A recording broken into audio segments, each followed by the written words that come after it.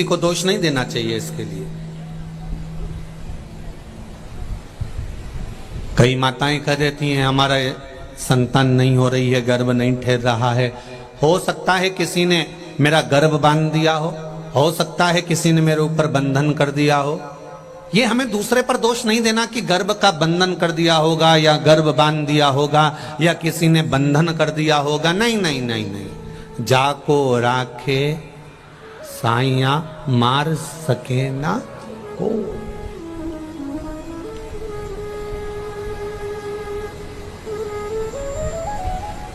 बहुत निवेदन है आप लोगों से कि हमें प्रपंच से, ढोंग से, ये जो प्रपंच होता है, ढोंग होता है, इनसे दूर रहना है। हमें अपनी जिंदगी मस्त जीना है।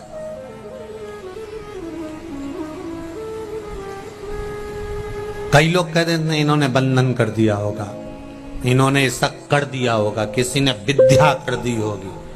अगर विद्या करने वाले होते ढेर सारे तो सबसे पहले वो मोदी पे ही करते या फिर अंबानी पे करते या टाटा बिरला पर करते। उनके पास ज्यादा है, अपने पास तो है ही क्या जो विद्या करने वाला अपने पे करेगा। बोलो री जी सही है कि गलत है? अगर कहीं का विद्या करने वाला होता और इतना बड़ा बड़ा विद्या करने वाला, इतना छूमंतर करने वाला होता तो जो बड़े बड़े पद पर बैठे हैं उन पर कर कर उनको नीचे नहीं ले आता। नहीं, जिसको राम रखे उसे कोई नहीं चखे। जिसको राम रखता है ना उसको कोई नहीं चखता। दुनिया में किसी की सामर्थ्यता नहीं कि कोई किसी का बुरा कर दे। हमारे कर्म हमको बुरा करवा देते हैं। कई लोग कहते हैं मेरे परिवार वालों ने प्रॉपर्टी रख ली, पुराने समय में अंदाजा लगाओ कि ये कौन था। एक जगह पर कई प्रवचन चल रहे थे, प्रवचन में एक महाराज जी कह रहे थे कि धृतराष्ट्र बेचारा अंधा था, धृतराष्ट्र के नयन नहीं थे। अगर धृतराष्ट्र के नेत्र होते ना तो ये युद्ध टल जाता।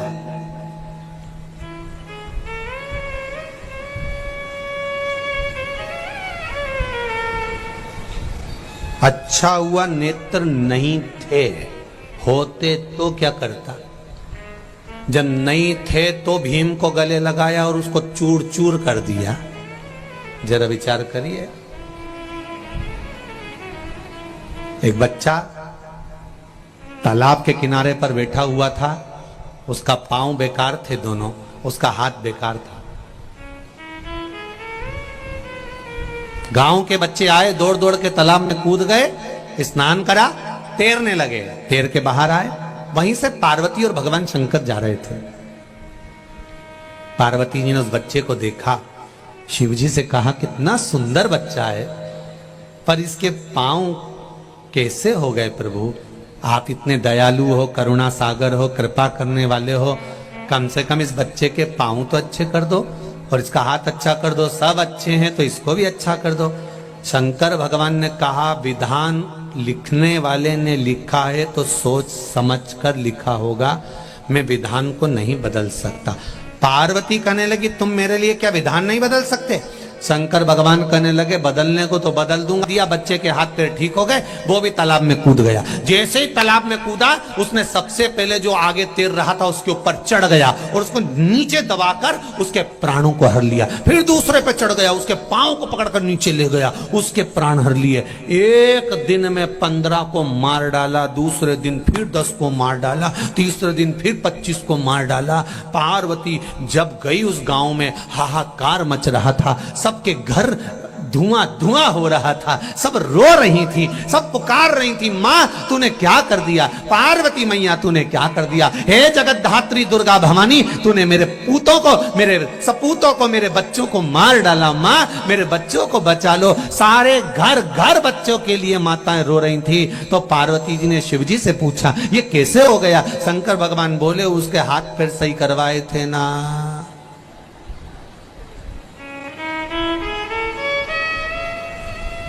पूर्व समय में इसने गलत किया था इसलिए इसको तकलीफ दी है और इस जन्म में अच्छा करे इसलिए उसको थोड़ा रोका गया है कि भजन करे। धृतराष्ट्र ने कितनी बड़ी गलती करी थी। पूर्व समय का सबसे सुंदर राजा था धृतराष्ट्र। मृगा करने के लिए गया, हिरण को मारने के लिए गया, सामने एक बदक का जोड़ा दिखाया बड़ा सुंदर, और बदक के छोटे छोटे बच्चे। राजा ने कहा इतने सुंदर बदक के बच्चे हैं, जाओ जरा पकड़ के लाओ इन बच्चों को। जैसे ही बच्चों को पकड़ने के लिए गए तो बदक ने उनको मारना चालू कर दिया। दूतों को पकड़ने नहीं देता। राजा के पास आकर कहा हम नहीं पकड़ सकते, उसके पास में एक बड़ा बदक बैठा है, जरूर उसका पिता है या माँ है, वो हमको पकड़ने नहीं दे रहा है। तो एक काम करो, सबसे पहले उसी को पकड़ के लाओ। सबसे पहले बदक को पकड़ कर लेकर आए, उसके बच्चों को नहीं, बदक को पकड़ कर लेकर आए। और राजा ने कहा एक काम करो, इसको इसके बच्चे दिखेंगे ही नहीं, और नहीं दिखेंगे तो ये अपने ऊपर आक्रमण नहीं करेगा।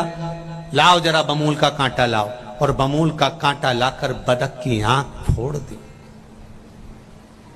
बच्चों की आंख में जल भरा हुआ था, रो रहे थे। बदक के बच्चे जब रो रहे हैं, नैनों में जल भरा है, अश्रु भरा है, हृदय से आंख से रक्त निकल निकल कर वो बदक मर गया। अंत में बद्दुआ दे दी, श्राप दे दिया कि मेरे नेत्र जैसे गए हैं और मेरे बच्चे तूने पकड़कर मसले हैं, तेरे भी नेत्र जाएंगे और तेरे भी बच्चे ऐसे ही मसले जाएंगे। ये कर्म का दंड है, भोगना है।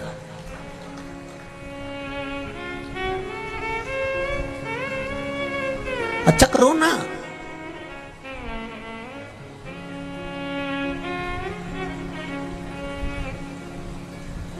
कोई जरूरी नहीं है कि किसी के ऊपर लात रखकर ही ऊपर चढ़ा जाए।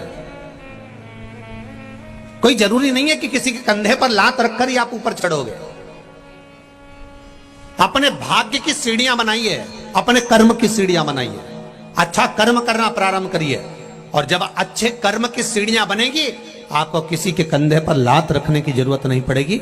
आप सीढ़ी पर लात रखोगे, कर्म की गति के अनुसार कर्म करते करते कर्म करते करते। गीता जी में भगवान कहते हैं कि कर्म प्रधान है, तू कर्म करे जा, फल की इच्छा मत रख। और जब तू चढ़ते चले जाएगा तो मैं खुद संभाल लूंगा तुझे, क्यों चिंता कर।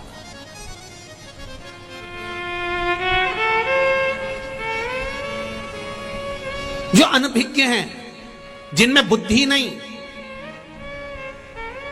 पढ़कर भी जो अनपढ़ हैं, वो ऐसी बात करते हैं कि किसी ने कुछ कर दिया होगा, किसी ने व्यापार बंद दिया होगा, किसी ने यह कर दिया होगा, किसी ने टोना कर दिया होगा, किसी ने टोटका कर दिया होगा। और जब आपके मन में यह भाव आ जाता है तो इसका फायदा कोई दूसरा उठाता है, इसका लाभ कोई दूसरा उठाता है। फिर वो तुरंत कह देता है ऐसा हुआ है तुम मेरे पास आओ, यहाँ इतना जमा करो, तुम ऐसा करो, मैं तुमको एक ये दे दूंगा, मैं तुमको बनाकर वो दे दूंगा। और वो कर्म का वो कुछ नहीं, सारी समस्या का हल एक लोटा जल। एक पत्र में आया है, एक माता के कान, बच्चे के कान की आवाज चली गई थी। वो बैठी होगी, हम पत्र अभी पढ़ नहीं रहे क्योंकि कथा भी लेना। श्रवण शक्ति नहीं थी, डॉक्टर ने कह दिया यह कभी नहीं सुन पाएगा। तब उसने शिव जी पर भरोसा करा, भगवान शंकर पर विश्वास करा, एक लोटा जल और एक बेलपत्री का प्रयोग करना चालू करा। और फिर जिस दिन ऑनलाइन शिवरात्रि की पूजन थी, उस दिन पूजन करी। उस पत्र में लिखा है एक बहन ने, देखिए आप, कि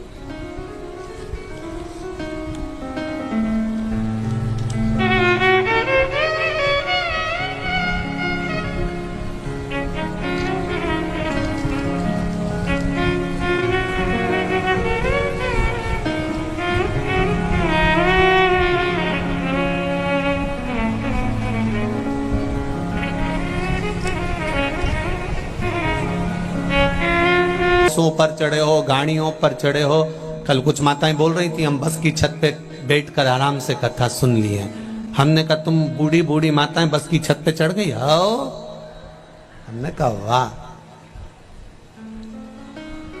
ये आप जिस हृदय से, जिस भाव से कथा सुन रहे हो, और जितने लोग आस्था चैनल पर, जितने फेसबुक और यूट्यूब, इनसे निवेदन करूंगा प्रपंच में ना फंसकर कोई ढोंग या प्रपंच की ओर या पाखंड की ओर हमको नहीं जाना। हमको तो केवल भगवान की अविरल भक्ति की ओर जाना है। और भक्ति का बल क्या होता है? एक आप उस शंकर से, उस राम से, उस कृष्ण से, मेरे बालाजी सरकार से दिल से कहकर देखिए, वो दिल से सुनता है और दिल से देता है। आप दिल से कहो तो पहले उसको।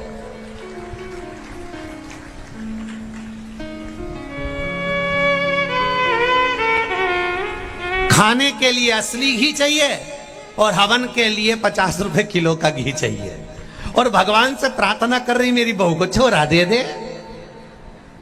भगवान के बता, बाजार गई दुकान पे और क्या क्या पूजन वाला घी दे दो, पूजन वाला। और दुकान वाले भी इतने चतुर की पूजन का घी अलग से रखते हैं, सस्ता, चर्बी का, बेकार, जो किसी काम का नहीं, पूजन वाला घी दे दो। और उन्होंने तुरंत डब्बा उठाया, 1 किलो का डब्बा पकड़ा दिया। कितने का है? 70 रुपए का है। ये 70 रुपए का।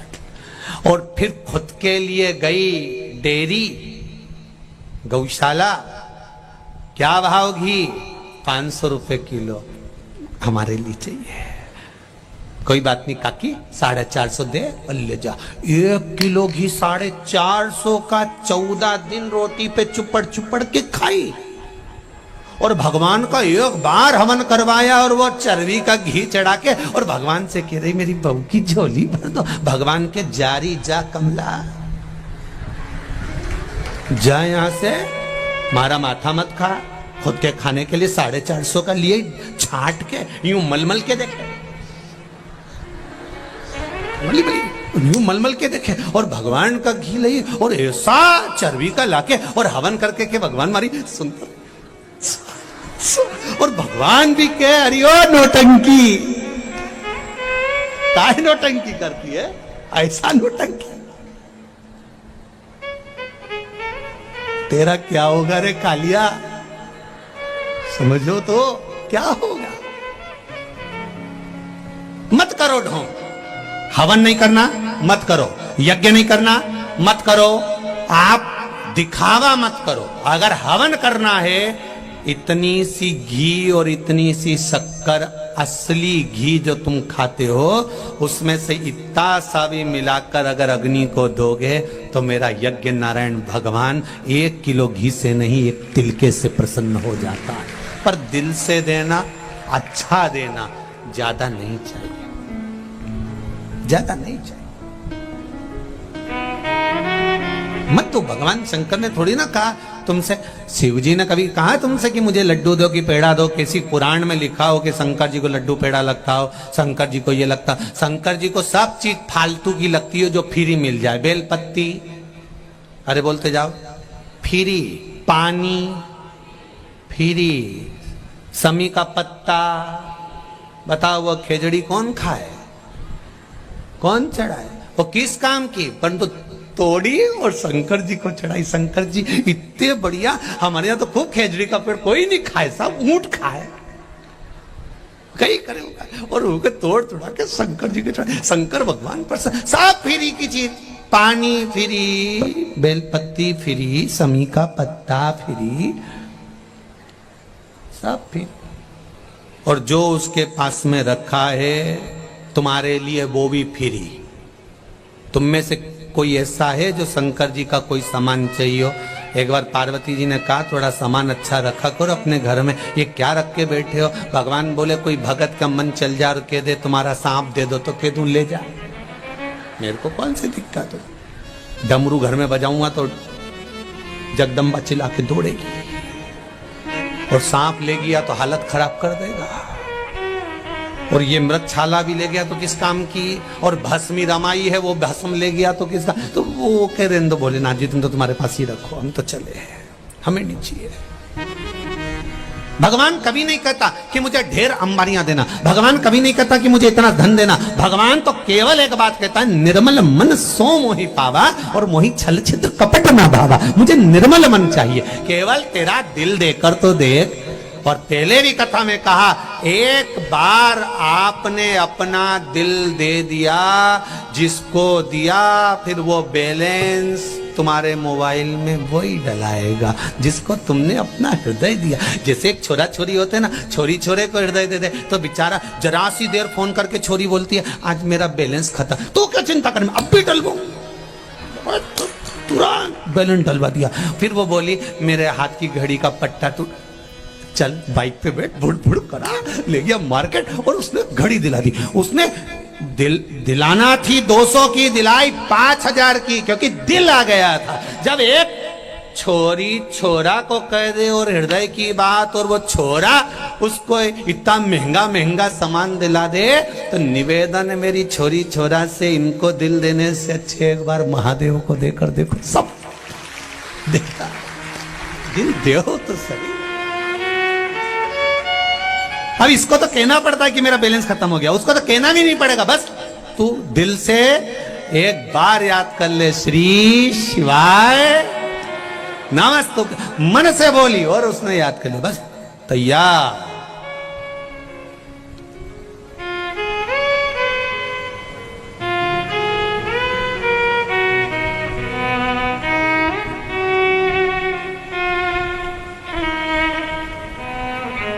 आप हृदय से पुकारो तो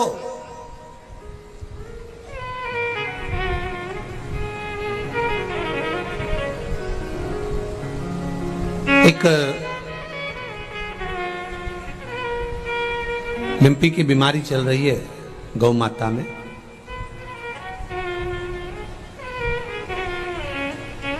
हिंगोली में, महाराष्ट्र में किसी ने कहा गुरुजी आप जब सबका इलाज बता सकते हो और समस्या विकट है और गौ माता पर आई है तो आप उसके लिए कुछ नहीं बोलोगे? हमने कहा सारी समस्या का हल,